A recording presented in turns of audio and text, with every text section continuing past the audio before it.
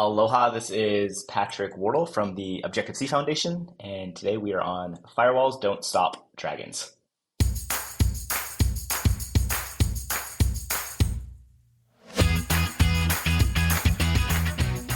Hello, everybody. Welcome back to Firewalls Don't Stop Dragons. I'm your host, Kerry Parker.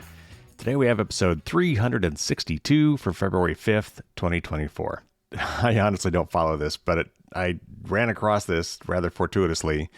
And this Friday, February 10th, starts the Chinese New Year. And as you may be aware, they kind of associate a zodiac symbol, a Chinese zodiac symbol, with each calendar year. And guess what the zodiac symbol will be for 2024? Yes, I'm sure you can now guess. It will be the Year of the Dragon. So this is actually the first dragon year since I started my company. I mean, they do this, it rotates every 12 years. So it just turns out that we've never had a Year of the Dragon since I wrote my book and, of course, started the podcast and everything else. So, hey, let's hope this is an auspicious conjunction. I really love the idea of this, actually, because I want to do a lot this year to expand my audience. And so what a perfect year to be doing that, Year of the Dragon. So anyway, thank you to everybody who filled out the listener survey. I very, very much appreciate your feedback. I've been reading through some of them, and there's already some great comments. It will take a while for me to go through all of them, but I very much appreciate that. And I absolutely will go through each and every response. So thank you to everybody who responded. By the time this episode airs, I should have already chosen and notified all 10 lucky winners. So once I get your shipping address, I will send that off to my publisher and give it a few weeks. It may take a while for that book to get to you, but never fear, it will be sent. Okay, so today we have a great interview. I've been sitting on this one for quite a while. We actually recorded this several months ago, but because I kind of took December off and I had so many interviews kind of backed up, it's taken me a while for me to bubble this one up to the top. But it is finally here, and it's a great interview. We'll be talking today with Patrick Wardle, who is a Mac security guru from way back. I interviewed him several years ago on this show, but it's been way too long. And I was actually taking a family trip to Hawaii, and I knew that that's where he lived. So I reached out to him last summer, the summer before, and turns out he was there. So I got on Maui, and we got to meet up and have lunch. That was a lot of fun. I rarely actually get to meet my interview guests in person, so I always try to take advantage of that when I can. And now Patrick is back on the show, and I wanted to pick his brain on the subject for which he is an expert. And so today we're going to be talking about security for Apple products, particularly Macintoshes. Now, if you're a Windows PC user, that's fine, because a lot of what we talk about today will actually be generally applicable to all computers. So even though we focus on Apple, there's still a lot here that will apply to Windows as well. So real quick, before we get to the interview, by way of glossary, we throw around a few terms. Patrick will talk about XProtect and MRT. That is the malware removal tool that Apple builds into its Apple products. Apple really doesn't talk a lot about the security features that are built into macOS. So that's another reason I kind of wanted to talk to Patrick today, to kind of dig into some of that. But those are some of the proprietary names of the processes and tools that are built into macOS that are there to help protect you. He also talks about OBTS, and that's because it's a lot more to say Objective by the C. That is the name of Patrick's tech conference that he does on Apple security, which is a takeoff of the name of his company, which is Objective-C, S-E-E, the name of his company and website. And that is in turn a takeoff on Objective-C, the letter C, which is Apple's kind of older now proprietary programming language. So anyway, when he rattles off OBTS, that's what he's talking about. All right, it's a plenty long interview, so let's not waste any more time. And let's talk to Patrick Wardle about Apple security.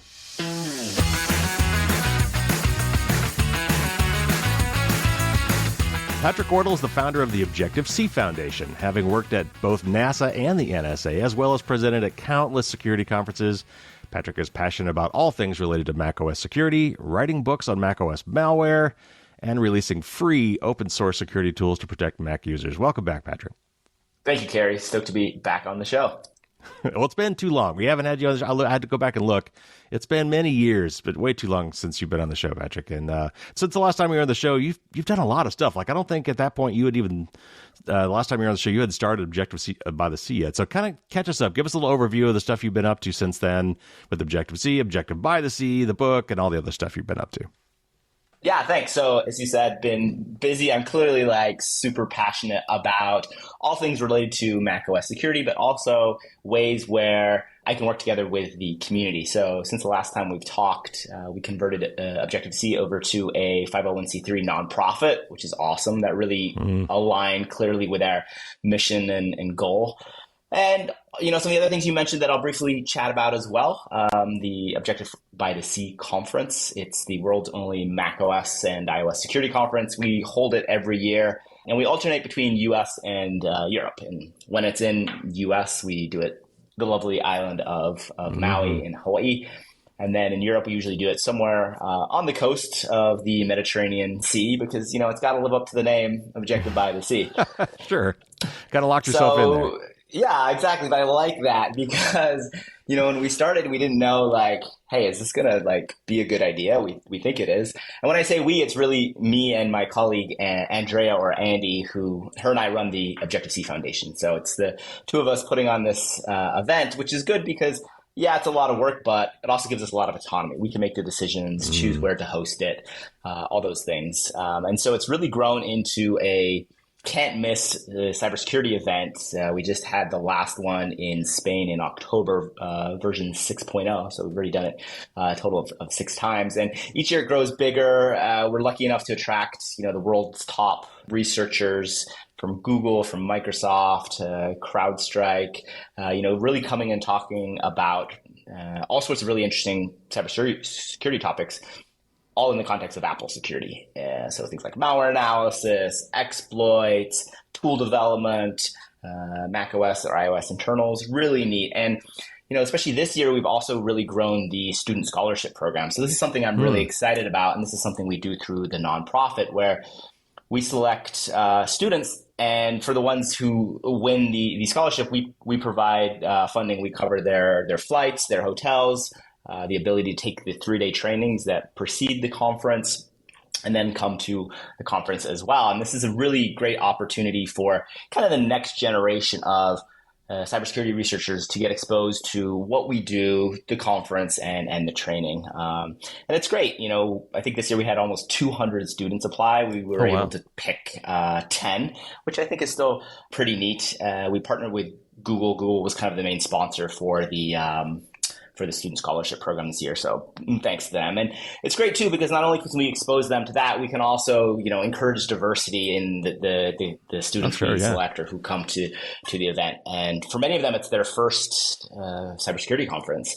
And it's just amazing to see their eyes light up and, they're able to talk to the speakers and really connect. And then a lot of the companies come and recruit at these events. Oh, sure. So we're really kind of helping with the pipeline problem is that it's kind of deemed where, hey, we're now bringing in diverse, talented next generation students, and then a lot of them can connect with these companies. So conference is awesome. We do really cool trainings, cool topics, have a lot of students. So that's been really something that I've poured my heart and soul into it, but the dividends have been amazing. The other thing that takes up a lot of my time, but again, that I love is writing. So since the last time we talked, I published my first book with No Starch Press. It's volume 1. The series is called The Art of Mac Malware.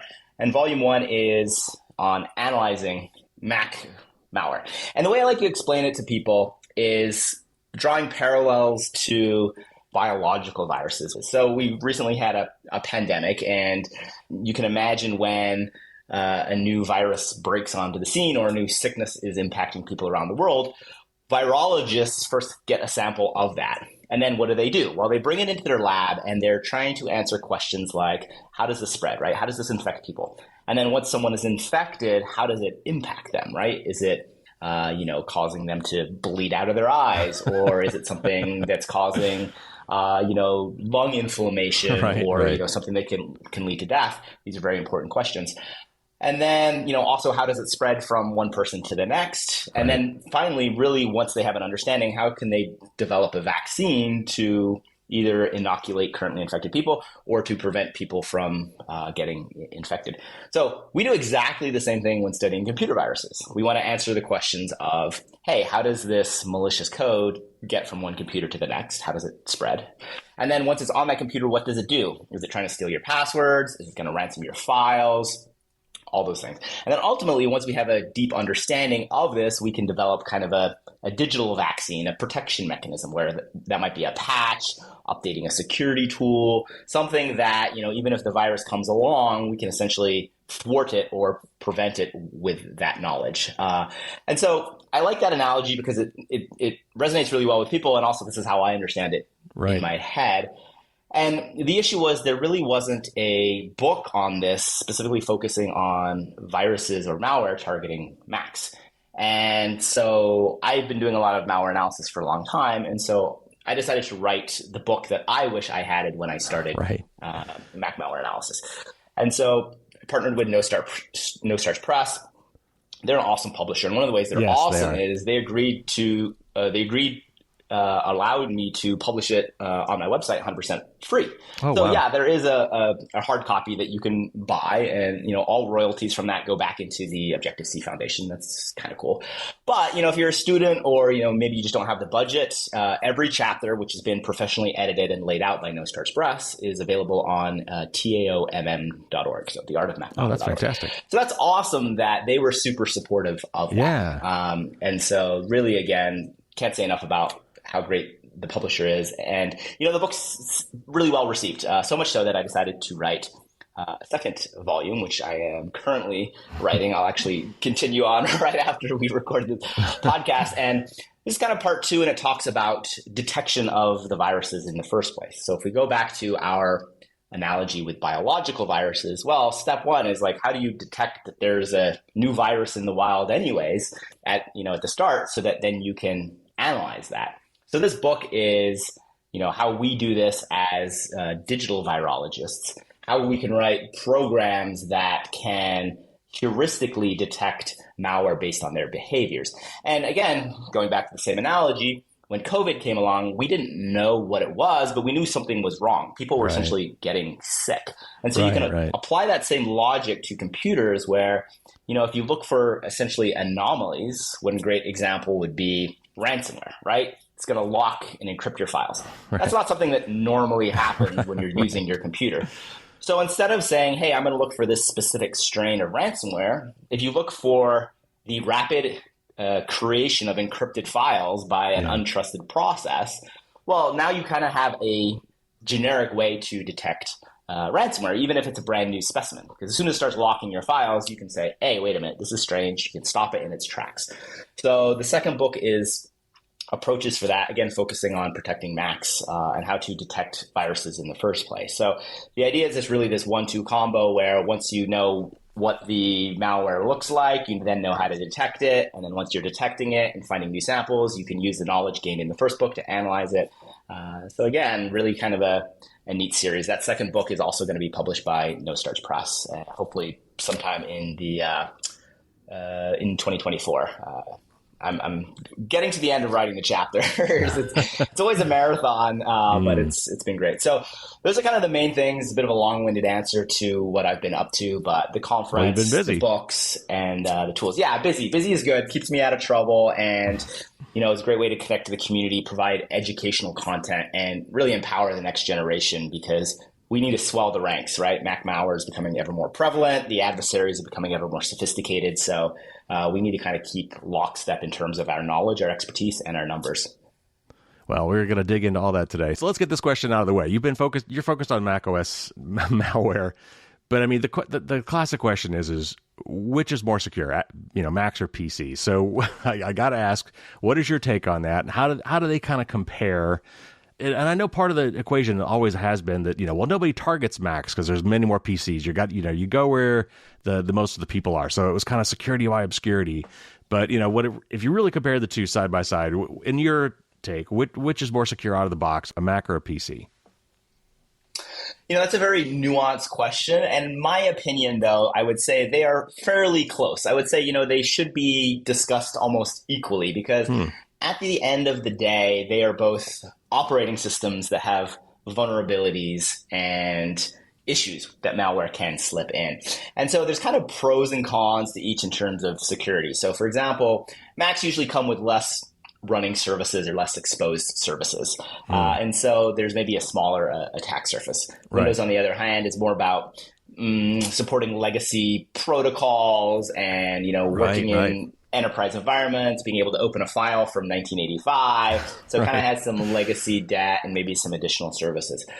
The problem is, though, a lot of times Mac users are somewhat overconfident about the security of the system. And this is largely because Apple does an incredible job at marketing, coupled with also the fact that traditionally Macs weren't targeted as often as Windows. So there's kind of this maybe overconfidence or even maybe naivety of the fact that, hey, my Mac doesn't get malware.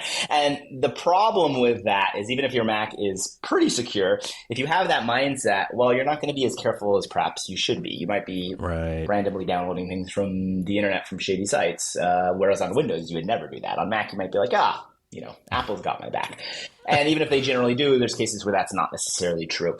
And so, I'm a big Mac fan. All my computers are Macs. So I definitely believe in, the security of them to some extent.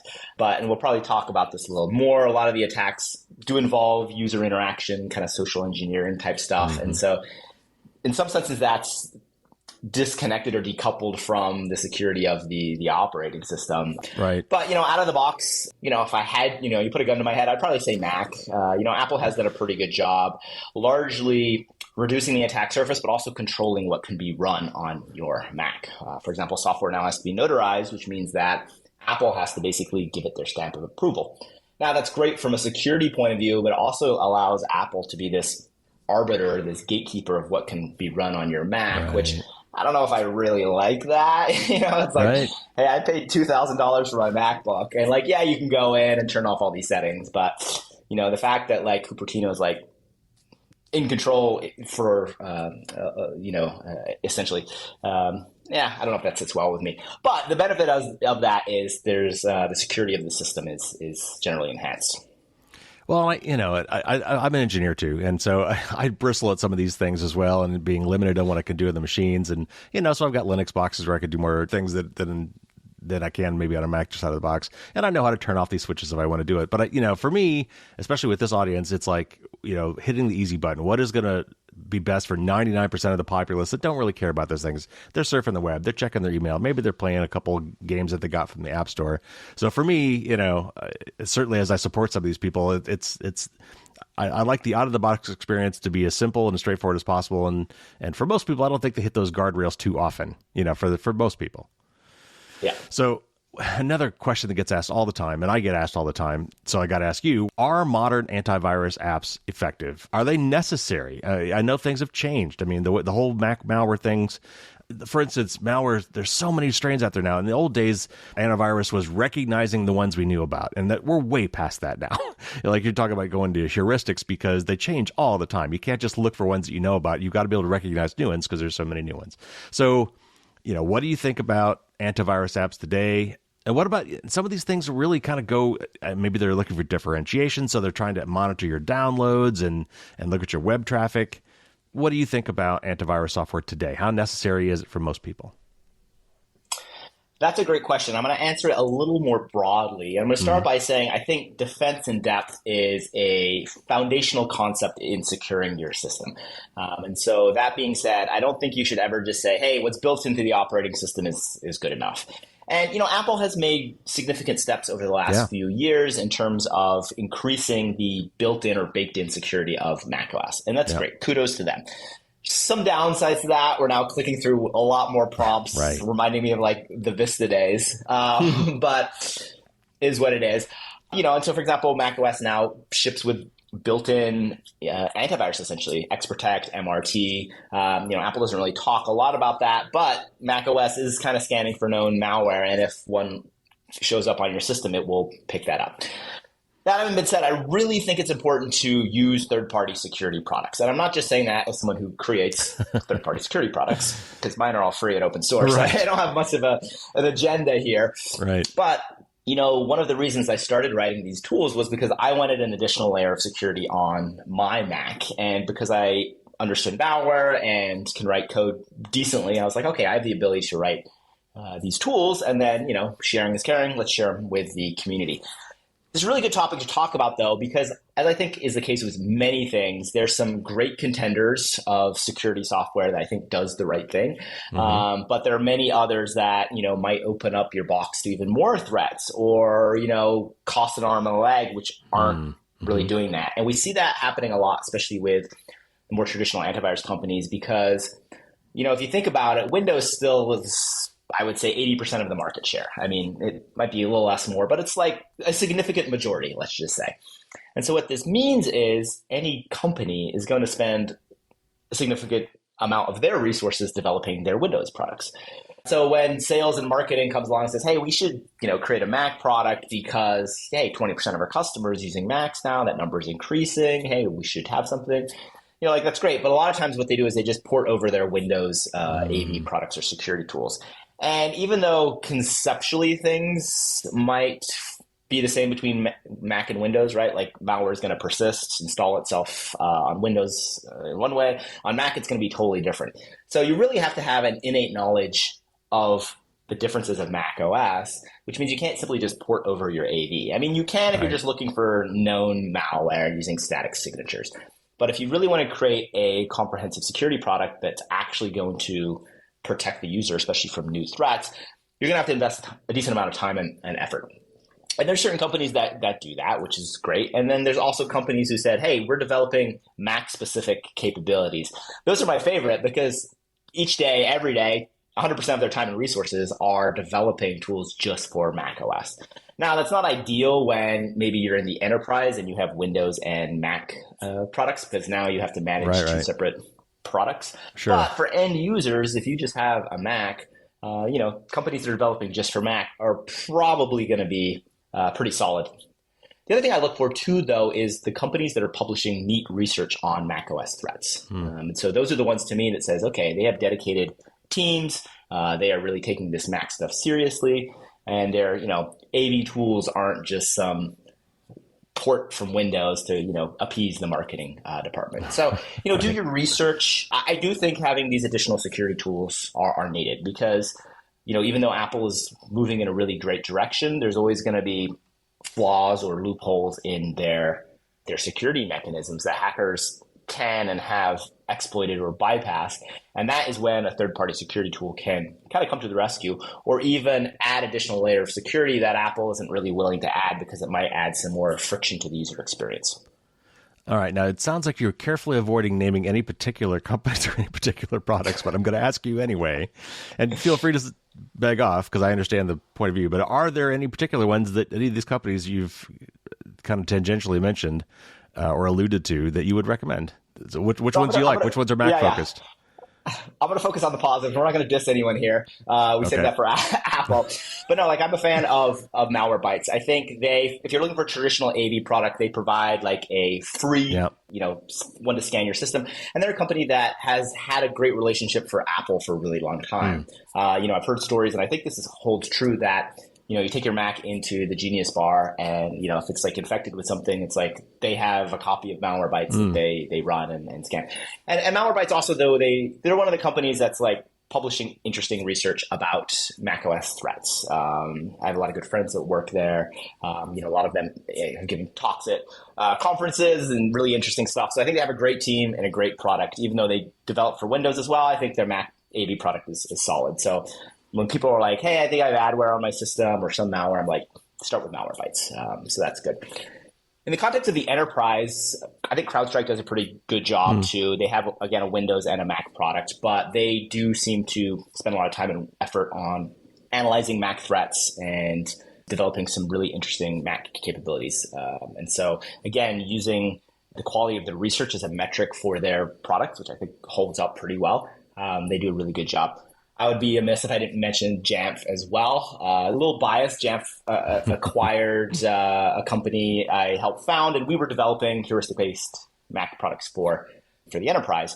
And Jamf took that product and ran with that and made something really neat. But again, they're one of the companies that's specific to macOS. And so I mentioned I really like that. And I know a lot of the code that's running is based on a lot of really great real-world experience and has a lot of good people behind it. And they're constantly publishing reports on new malware that they discovered, new exploits that their product helped detect and thwart. So like, again, that's kind of a great metric of the quality of the product. Well, let's plug a couple of yours too. So I've used Lulu, I've used BlockBlock. What are some of the ones that you might recommend that for the average person, tools that you've created that are free, that you might recommend people look to install? Yeah, great. Let's chat about that. So thanks for the opportunity to also plug my tools, because as I mentioned, they were really designed out of a need to provide either insight into what was going on into my computer. That's why, Objective-C, the objective is to kind of see. That's one of the reasons. Is also a play, of course, on Apple's programming language. And so some of my favorites are, well, two you mentioned. So Lulu is a free open source firewall on macOS.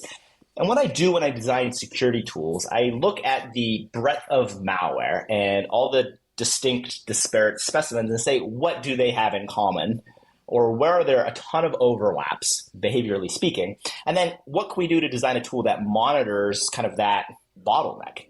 And my two favorites behaviors to focus on are persistence and accessing the network. So let's talk about accessing the network first.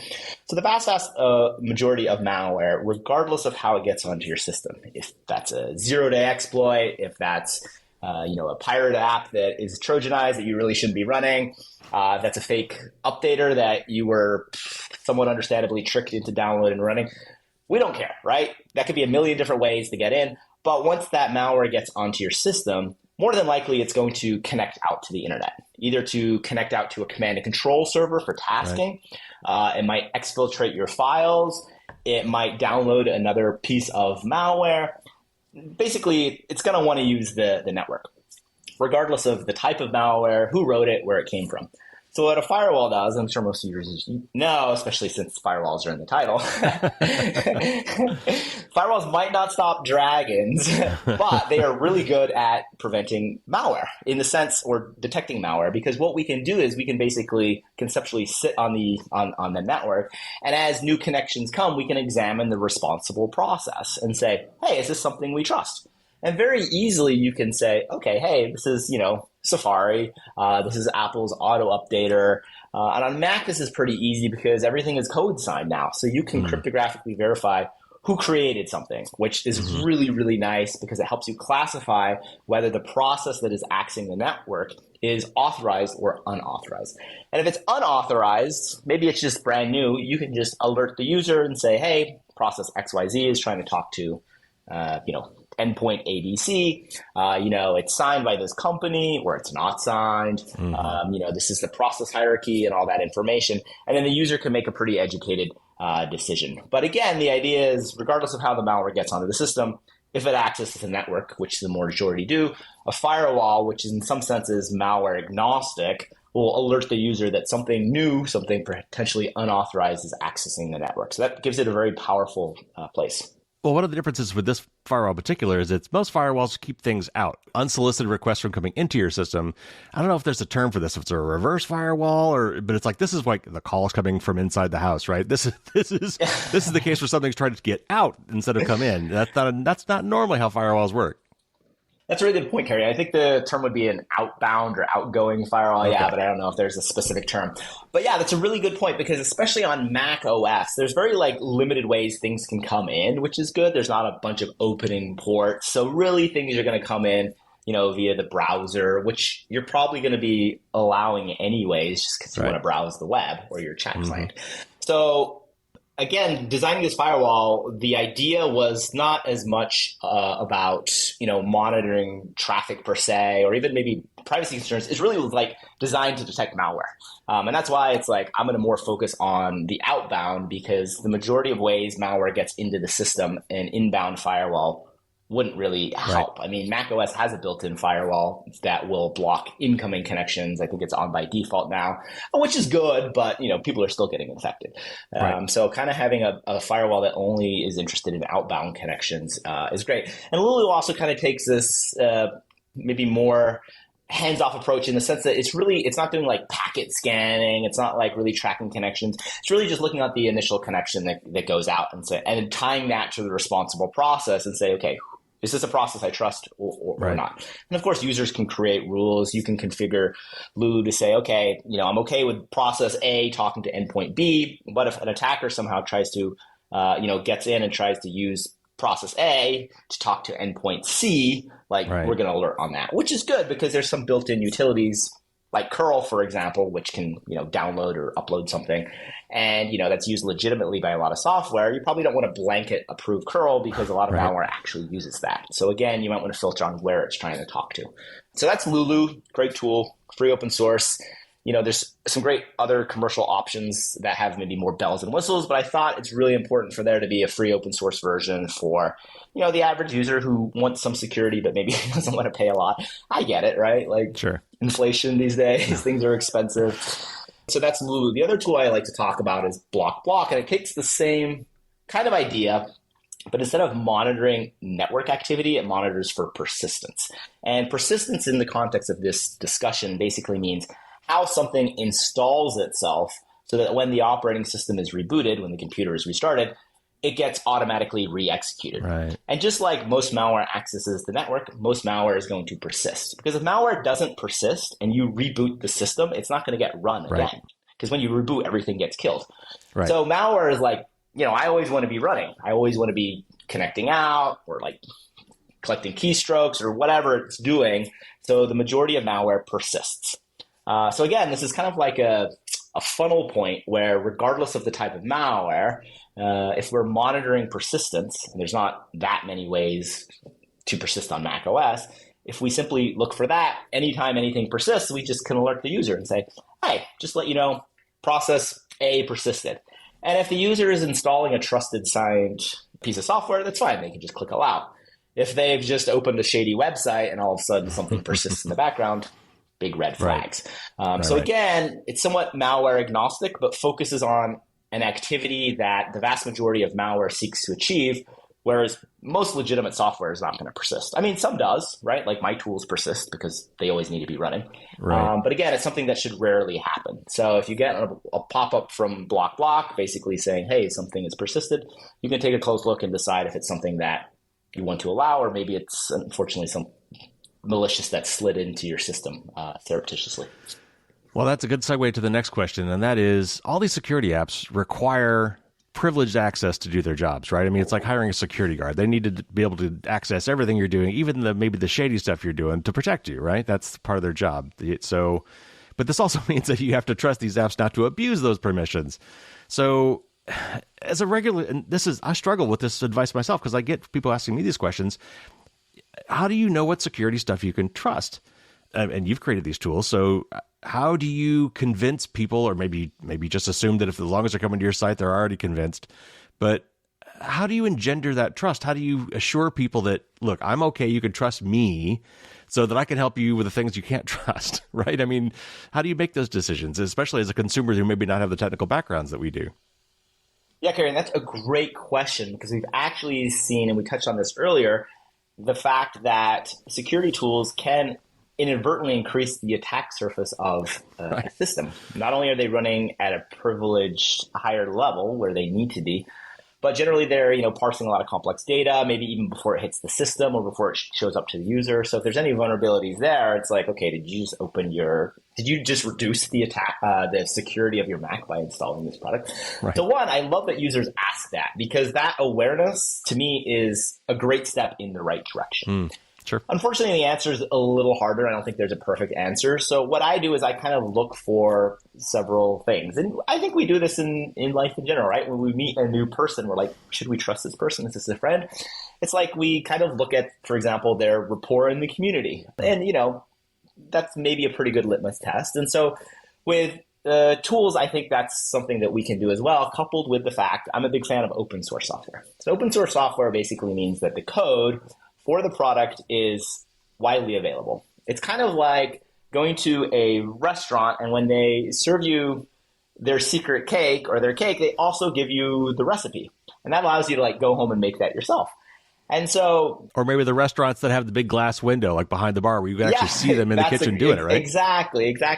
That transparency, I think, is great. And, there's people that go back and forth and argue about open source more secure than closed source, blah, blah, blah, security through obscurity. But at the end of the day, with open source software, you can look at it and you can see exactly what it's doing. And so from a security point of view, I think that's great because that also means that other people can look at it. And I get, bug reports from users all the time, mostly not security related, but they're like, hey, you can do this better in code over here, or I encountered that. Because it's open source, they can submit suggestions, they can read it. It's great.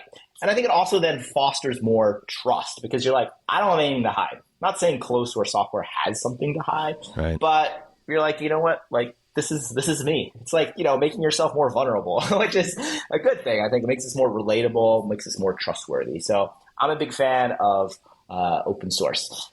Side anecdote, which I think is kind of hilarious. Originally, some of my tools weren't open source, solely for the reason that I didn't want companies like stealing their algorithms and commercially, running away with them. Right, but intellectual property. I gave a talk about this at Black Hat a few years ago. I actually caught a bunch of companies that had done that regardless. And the story about that is hilarious. I'll give you the short version. I had a bug in my code that was triggered when Apple updated something. And the companies who had reverse engineered my tools and re-implemented my code did it in such a verbatim manner that when Apple's update triggered my bug, it also triggered a bug in their code. And that would be like you having a spelling mistake in a research paper and someone plagiarizing it and also plagiarizing the spelling mistake. And you're like, y'all, if you would have just like reworded this a little bit, I would have never known. So at that point, I was already like, open source is great. Companies are going to steal my stuff anyways, apparently. So like, let's go full open source. And I'm really happy because I think it gives users a lot of trust because I'm like, hey, these are the tools I'm writing. Here's the secret sauce. Like anyone can peek in, make sure that one, they're written securely, but also they don't have like a backdoor admin password. I'm not collecting any data. Like anybody can see that. And so I'm a big fan of open source to answer the question, should I be trusted? But going back to the analogy of like meeting the person and their rapport in the community, I think this also applies to companies who have closed source software. I'm not saying don't run closed source software, especially for commercial software. For intellectual property reasons, they're somewhat understandably closed source. Yeah. So again, I kind of look at their track record and also their business model. There's this quote that's like, if the product is free, you're the product. And I actually hate that quote because like I give away free stuff and I'm like, I'm not, but for commercial software, it's like, it's like, there's a reason like Gmail is free and there's a reason that Instagram is free. Data. And so, kind of apply those same approaches to that. But also, look at the company's track record. If they're giving great talks at conferences, they are involved in great community activities, they have kind of a great track record of doing the right thing, detecting new threats. Like, okay, like generally speaking, those are a lot of green flags. I would trust them. I would go with them. But I like that users are asking that question because unfortunately, there's a lot of snake oil out there or even shady companies who are trying to get you to install security products and then either charge you an arm and a leg without giving a lot of protection or worse, collecting data on their users for advertising, or both. Anything you can imagine, or both. Exactly. You alluded to this earlier, but I mean, even me as a technologist and somebody who's at least adjacent to the security realm, I get tired with all the pop-ups. Like, for instance, I run on a non-admin account. So whenever I do anything on my system that requires any kind of higher level access, I'm constantly having to enter my admin password. Mac has really gotten big on notifying you things. So this app now has a background task, and it tells me that after every single upgrade. I am getting fatigued, and I understand what's behind these things. Are we doing it right? I mean, can we find a better balance? Because security and convenience rarely go together, right? They're usually at odds with each other. But it seems like we're kind of over rotating, or we need to figure out a better way to do it. I'm really glad you brought this up, Carrie, because this is something I struggle with. One is someone who designs security tools that has to alert the users, but then also as a passionate Mac user who is like equally having this fatigue. And so recently, last summer, I gave a talk at Black Hat about how to develop tools that use some of Apple's new networking frameworks to detect malware. It's kind of the things that Lulu's built on. And Apple's done a great job now providing these frameworks to security vendors. And one of the neat things that they've done is I'm actually glad to hear that kernel. Yeah, they've moved that out of the kernel, so now it's running in user mode, which for your users basically means that we can write security tools that can do their jobs effectively, but are running at a lower privilege level, which is wonderful. Great. So kudos to Apple. The downside is, and I kind of asked Apple why, because in my talk, I showed this commercial that Apple put out when Windows Vista came. And I don't know if you remember it, but it had like two actors and like the security guard. And the whole point of the commercial, which was pretty hilarious and well done at the time, was that Windows, you had to click deny or allow for like everything. Like anytime you wanted to like open a file or like talk to someone, and the Mac person is like, hey, what's going on? And the Windows person is like, am I allowed to talk to this person? And then click allow. And then like it just went back and forth. And at the end, it was just like, oh my goodness, Windows Vista was a disaster. And a lot of people agreed. There were like way too many pop-ups in Vista. So the reason I mention that is, for example, Lulu is a network provider. And so when you download and install it, the problem is all the teams at Apple who are responsible for these various pop-ups don't talk to each other. And there's no context between the two. So let me give you an example. You go to my website and download the tool. There's a pop-up saying, do you want to allow Objective-C to download things? Okay, allow. You click allow. You open that. It says, this is from the internet. Even though it's signed, it's notarized, you have to click allow. Okay, then the installer needs extra privileges because it's installing a system extension, which Apple says has to be running with higher privileges. So you got to enter your password. Okay. Now it says, by the way, this is going to install a system extension. You have to approve that. So you approve that. Then it says the system extension is going to be able to access network traffic because it's monitoring that. So you have to click approve. So you end up having to click through 6 different pop-ups to install this one thing. And when I went back and played the Vista commercial, the Vista guy only had to click to 5. So I was like, Apple, come on. Like, not only like have you come what you swore not to, like, and so besides just being annoying to the users, this is also problematic for people writing security tools because we have to write code to handle all these scenarios. And if the user hits cancel, we then have to handle that, explain why. So it's very daunting. And you know, for example, to write a network extension, there is a ton of hoops you have to jump through. You have to pay Apple for a developer certificate, $99 a year. That's pretty standard. You have to get it notarized, which means Apple scanning it. You have to get certain entitlements, which Apple will only give to you after they verify who you are, et cetera, et cetera, et cetera.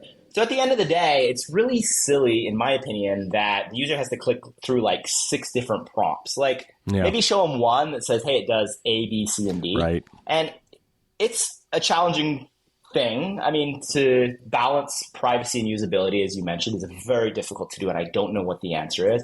But I like you kind of use the pendulum analogy saying, hey, we've definitely swung too far because it is getting out of control. And the problem, besides just being annoying, is everyone's just going to click yes on everything. And this is, I think, a proven thing where like dialogue pop-up fatigue actually leads to less security. So, but what really bothers me is like Apple, like, you were like our savior in terms of like having a great usable experience and balancing user and security. And it's like, you've lost your way on this. Like breaks my heart. And I just think if the teams talk together, and this is what I've heard a lot at Apple, there's like the teams have so much autonomy, which can be good. But then, you know, when they add this feature, okay, when a network extension like is going to access the network, like we need a pop up. Yeah, that makes sense. Unless the user has already approved 5 different things, maybe you don't need to show that. But if you're not communicating back and forth. So it's something where I think hopefully we'll start swinging back because, man, it's like the macOS experience is starting to suck. And like, Apple, come on. Like, this is what you were good at. And so, frustrating. Not ideal.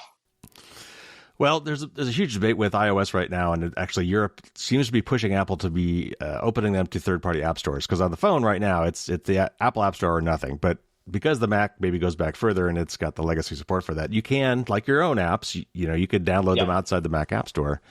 But one of the things I'm curious about, if you know, this has actually came up in a previous interview, and we didn't really run this to ground.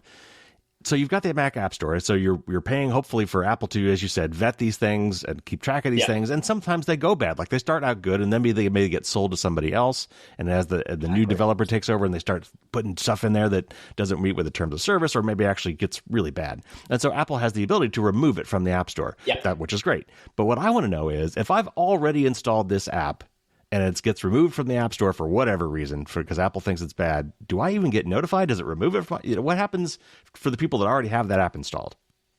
No, and this is great you touched on this, because the Mac App Store was kind of sold to us as this like panacea for, well, all the things, but right. for security, in the sense that it's this curated, vetted place where users can trust the software. And, and they kind of said, oh, iOS, this works really well. And I kind of have a problem with that model in the first place. And I'm going to caveat everything's a package deal. Let's look at iOS for a second. The fact that you can only get apps from the iOS App Store, I think, does mean that there's less crap that gets installed on users' phones. That having been said, let's look at countries that aren't stoked about VPNs. For example, China.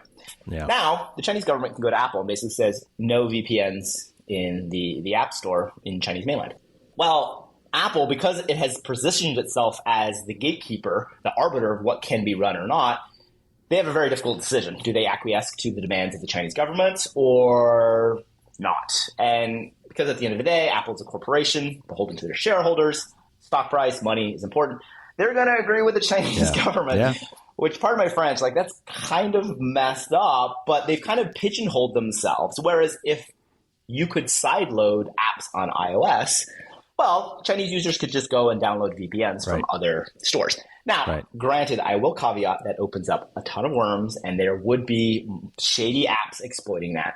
But, it would give Chinese users maybe the option to have VPNs on their iPhones, which I think, that's a valid trade-off. I really just don't like Apple being this gatekeeper, this arbiter, especially when foreign governments can come along and exploit that for their own benefit. Back to the Mac App Store. So unfortunately, the promise is like crash and burn.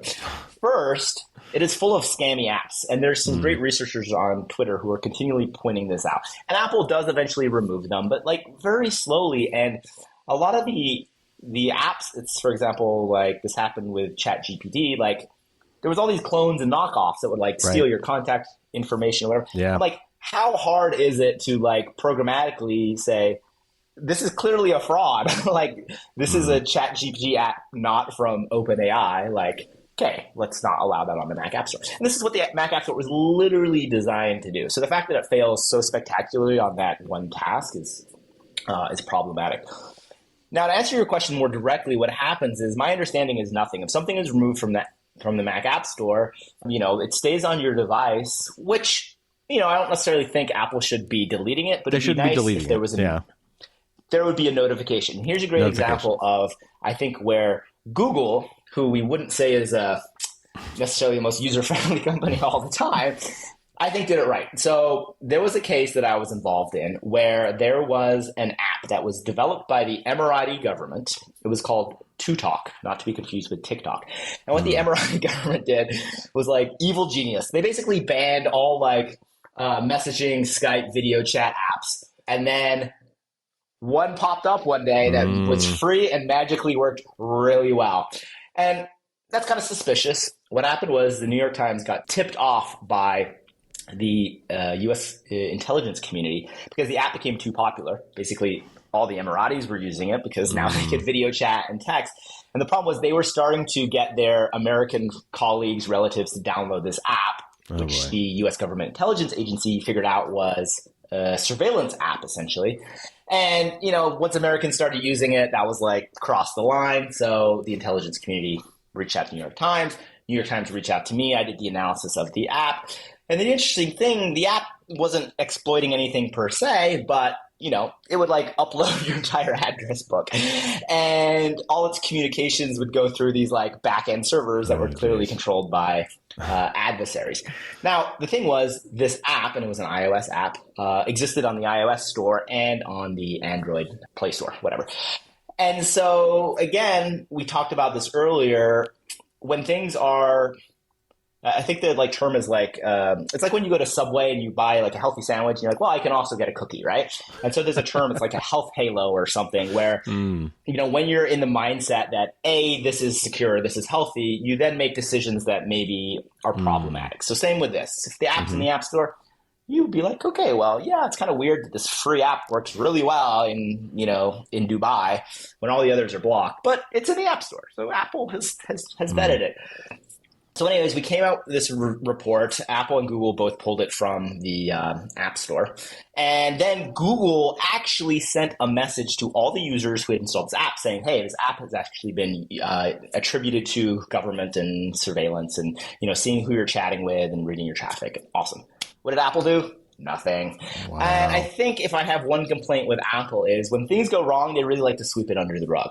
They don't like to say, hey, this is a great learning experience. We messed up. And in this case, I wouldn't have even blamed them because the app wasn't doing anything wrong per se when you looked at it. What was wrong was like who was behind it and like how the data was being routed through other servers. But, I don't think that's up to Apple to figure out, and so if Apple said, hey, when we got more information that the Emirati government was behind this, we pulled the app, these are what we've done in the first place. But, I think that would have been a great learning experience. And then maybe if they alerted the users saying, hey, you should probably uninstall this app, and here's why. Great. Win-win. Like, no hard feelings, great learning experience.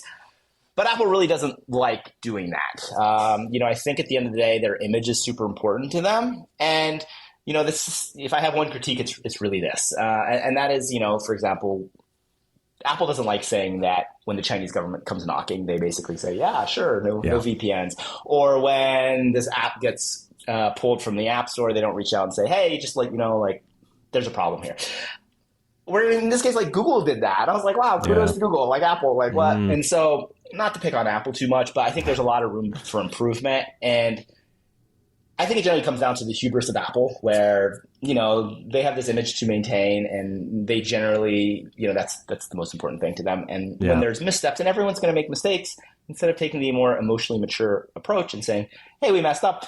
Or in the case with TwoTalk, it wasn't even their fault. It was very, very difficult. I mean, the only reason we knew it was problematic is because the U.S. government intelligence community tipped us off. So, how was Apple supposed to know this app was bad?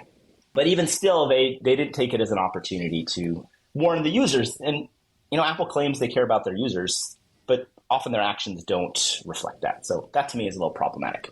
Yeah, that's a bummer. Notifications, I think, would be the way to go. I mean, I don't like anybody who does something without my knowledge. Like back when they had the iPod thing where they, exactly, with the YouTube editor without asking. You can't do that. Rude. Yeah. There was one instance where they uninstalled a piece of software. It was a vulnerable Zoom component that they deemed had a security issue, and they used their malware removal tool to remove it. Which, from a security point of view, probably makes sense. But again, the fact that Apple can reach out at any time and remove anything from your computer, I'll just leave that be. I didn't know that was possible. I wasn't aware of that. All right. So we're kind of winding down. Let's do a little bit of a lightning round here. So real quick, tell me what you think about Apple's lockdown mode and their advanced data protection. Those are new features that they recently had. I love this. Early, we talked about defense in depth. I think this is an example of Apple doing the right thing and saying, hey, look, for certain users, perhaps if you think you're being targeted by a nation state, we've now added this feature, for example, lockdown mode, that basically reduces a lot of the attack surfaces. Yep. It's not going to be perfect, and we should never think it's perfect, but it's another layer we can add to our defense posture, and I'm a huge fan of that. So, I think that's just kind of I was picking on Apple, and I will pick on Apple, but I think in this case, it's saying hey, people's iPhones are getting hacked by zero-click vulnerabilities. Their Macs are getting hacked by nation-state adversaries. So what we can do is we can add these additional layers of security that will impact usability, but if users feel like they are targeted and want that, they can enable that. So that to me is the best case scenario where it's optional, but it does provide an additional layer of security. And, some of the vulnerabilities that have come out recently that were detected as being used by nation states would have been thwarted by lockdown mode. Not all of them, but some. And so I think it's nothing but a great idea that Apple will continue to iterate on and improve. So huge fan of it. Yeah. So, okay. And this is another question I get all the time. How do I know if I'm infected? People, some people get really paranoid about my thing seems to be running slower. I don't think it ever did that before. Did it do that before? So how do you know you're infected? And if you then think you are infected, what do you do? Yeah, this is a great question because this is really more of a psychological question generally. So The first thing is, if you have an iPhone, there's essentially no way to know, which is something you basically just have to come to peace with. And this is largely because of how the iPhone is designed, right? Like Apple doesn't allow essentially any security tools, which means you can't even run a process list to see what's running. Now, this is great for 99% of the population and thwarts 99% of hackers. The problem is advanced adversaries develop these zero-click capabilities, and once they are able to infect an iPhone, they are actually able to leverage the security of the device for their own benefit. Right. It's essentially a black box, which means once you're in, there's no way to figure that out. And a great recent example involves Kaspersky, a Russian antivirus company.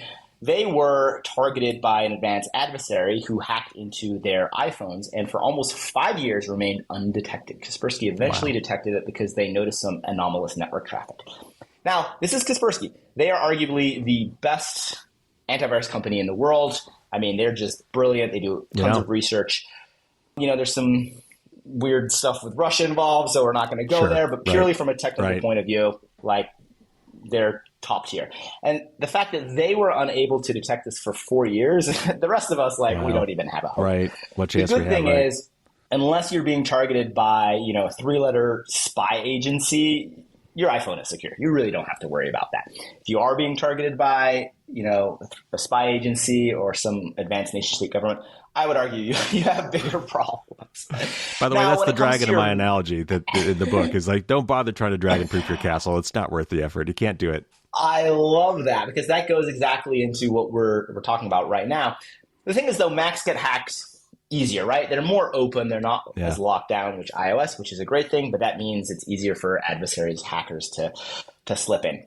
Generally speaking, though, if someone hacks your computer, you're not going to see visual indicators of that. If your computer's running slow or the mouse kind of moved or like something, like that's buggy software. That's not indicative of a hacker because once an adversary gets into your computer, the last thing they want is to be detected. So what they're going to do is ensure that there's no observable thing.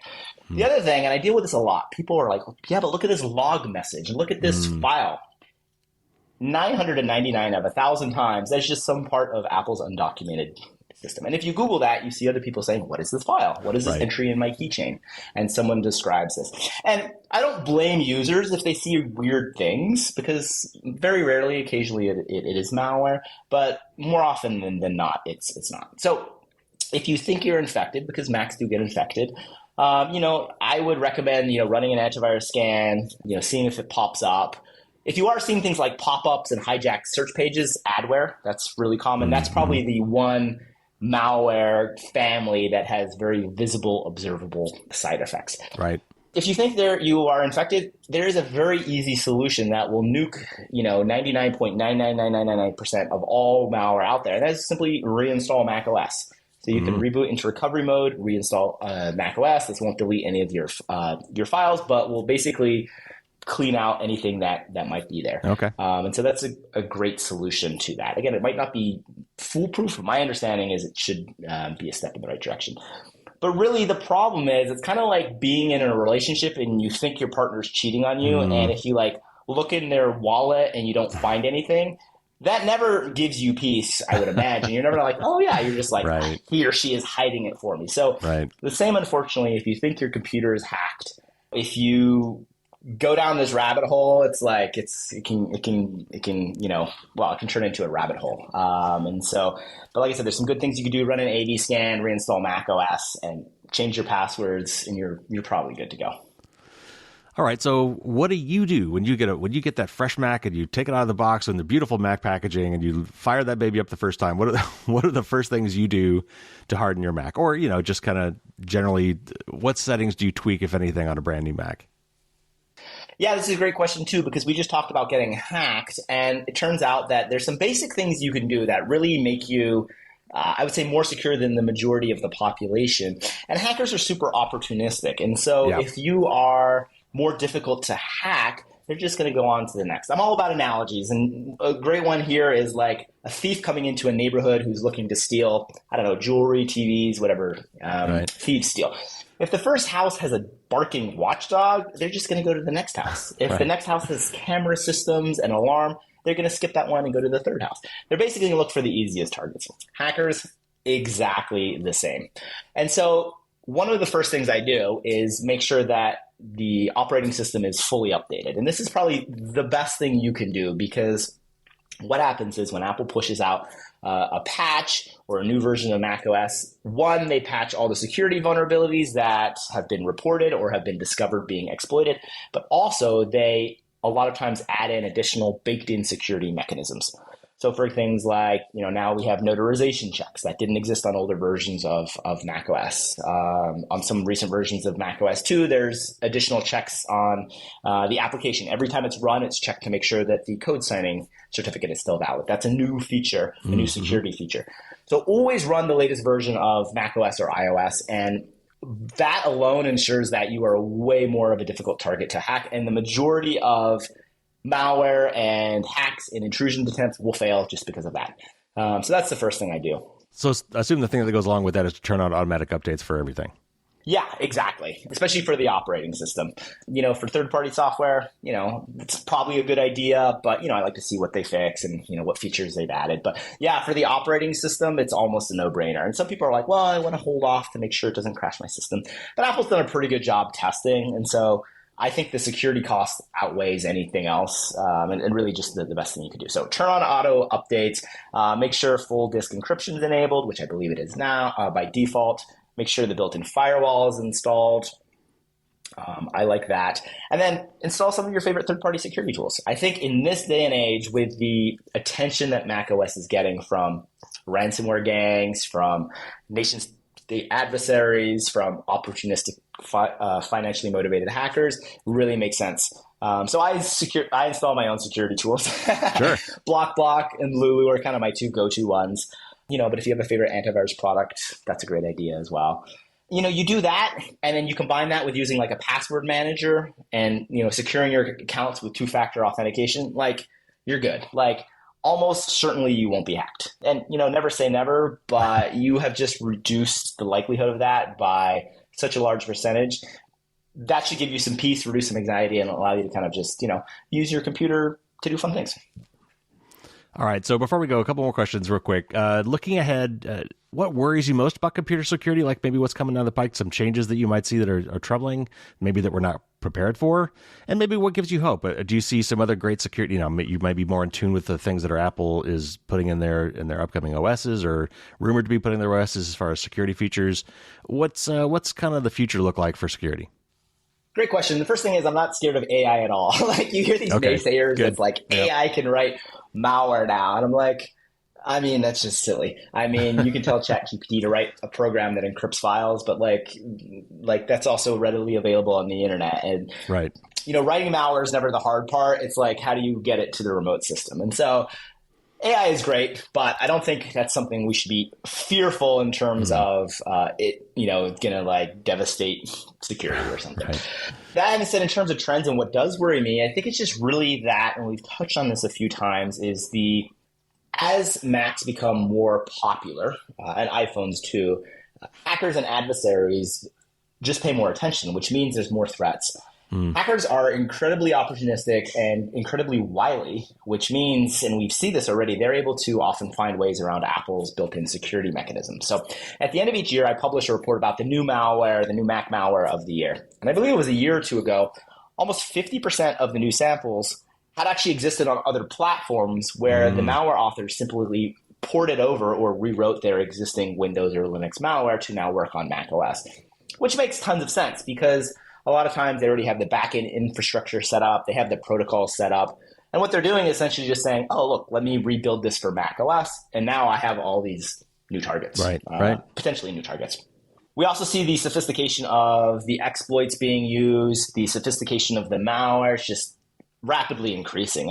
Even just 5 years ago, most Mac malware was like laughably bad. It was basically like Windows malware authors like trying to write Mac software. It was just like, we picked on companies trying to port their Windows AV products to Mac and doing a horrible job. Well, we saw the same thing with malware authors. And you're like, wow, this malware sucks.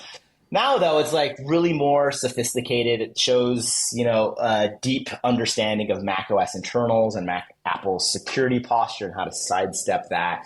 And so to me, that's unsurprising. It's a natural evolution, and not something I would say I worry about, but just something to be aware of. The adversaries are becoming a lot better, and so just the fact that you have a Mac or an iPhone doesn't mean I'm not going to get hacked. So I would say that was kind of the main concern, is just the sophistication and the increased attention by a lot of very smart hackers and offensive-minded cyber hackers, espionage, whoever, now paying more attention to macOS and also iOS. I kind of put those into the same.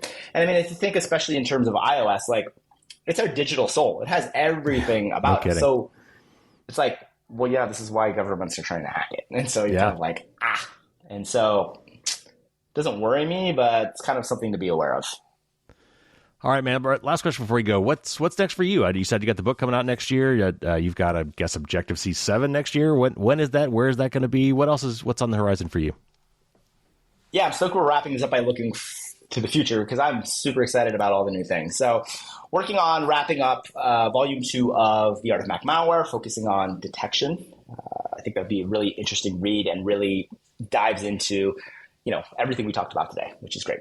OBTS 7 is going to be back in Hawaii in fall of 2024. We are soliciting hotels, finding the best contract. But yeah, super stoked that it's back in Hawaii, and a lot of people are really looking forward to that. We also, freely live stream it, record all the talks, post all the slides. So even if people can't make it, oh, that's great. We really try to make all the material available. And then the last thing I'm really excited about is we've recently launched a program that we've dubbed Objective We. We're really going with the objective, rhymes with C words. Yeah. And this is, we're really trying to encourage diversity in the tech space, especially in the Apple security space. We all know the tech space is unfortunately not the most diverse. Yeah. And so as this nonprofit working a lot with the community, we have a ton of opportunities for doing really cool stuff.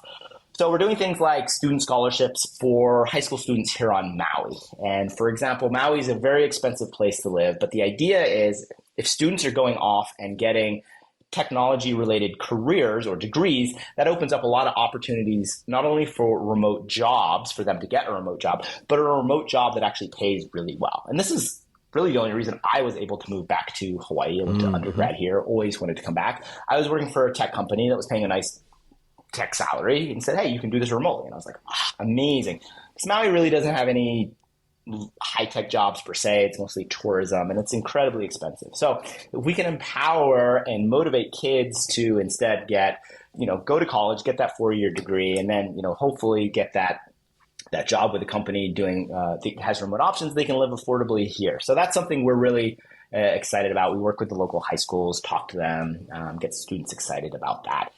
Similar to that is the student scholarship program I mentioned at the start when we talked about the conference. Again, this aligns with our Objective We program, where we basically bring students, really focus on a lot of diversity students, to the conference to do the trainings, hear the talks, meet the companies. And then the last thing, which I'm super excited about, is we're going to be launching what we're referring to as Objective for the We, which are like mini OBTS conferences in cities around the world. We haven't really picked all the cities yet. It's kind of, something we're going to really start trial essentially in 2024. So is it kind of like B-Sides versus DEF CON kind of thing? Exactly, in the sense that we're going to organize like a 1 or 2 day event in a city where there's a lot of students, and so it's super accessible, super localized. And then day 1 will be free trainings, maybe like how to begin Mac malware analysis. And then day 2 will be talks that are, yes, technical, but maybe not as deeply technical as at OBTS. And then also maybe focusing on like, writing resumes for cybersecurity jobs, kind of more practical, maybe panel discussions, again, really to empower students and diverse candidates. And in some senses, it's almost like a precursor to OBTS. OBTS is amazing, but, it's like a week in Hawaii. Not everyone can like take off that time, can afford that. It's also like super technical, which is awesome, but maybe not as beginner friendly. So these Objective for the We events, we're really going to lean into and really make them more student friendly and focused. So super excited about that. We're going to be, we have these great companies who really support the nonprofit, Jamf, Kanji, Mosul, Palo Alto networks, just to name a few. And what we're doing is we're trying to see if we can connect with them and, maybe do it near where they're located as well. And so, we're not just looking in the US. One of our supporters is a company called MacPaw, and they're in Ukraine. And I was like, let's do an event in Kiev. Maybe once the war's done, but I'm sure there's a ton of students there who, if given the opportunity, could do amazing things and really, swell our ranks of defenders, because as we mentioned, the adversaries are becoming ever more sophisticated, and we really need to, train the next generation. And also just the opportunities in tech, in cybersecurity are incredible. Super fun work, pays really well, tons of options for remote stuff. When I talk to kids, I'm like, take a close look at this. If there's something you think about, dive in, because, I'm biased, but I think it's an incredible career that, people should definitely consider. Well, and there's a lot of openings in security. There are companies just begging for people to get into cybersecurity. Yeah. So if we you have have an an interest opportunity at all, to bring in, exactly. Well, and also let me put my bid in right now for holding one of those at the Triangle area. That'd be fantastic doing it here in North Carolina. I'd go to that in a heartbeat. I love it. Yeah. We get Cisco to sponsor. Yeah, I got some connections there. I'll hook you up. All right, we'll chat, man. Gary. All right, Patrick, that was fantastic. Thanks for coming back on the show, and we'll definitely have to have you back sooner next time. Thank you, Gary. I really appreciate you making the time, inviting me back. Honored, stoked to be back and be able to talk nerdy about things I'm clearly passionate about, but things I think that are really important for everyone to hear. Thanks, man. Take care.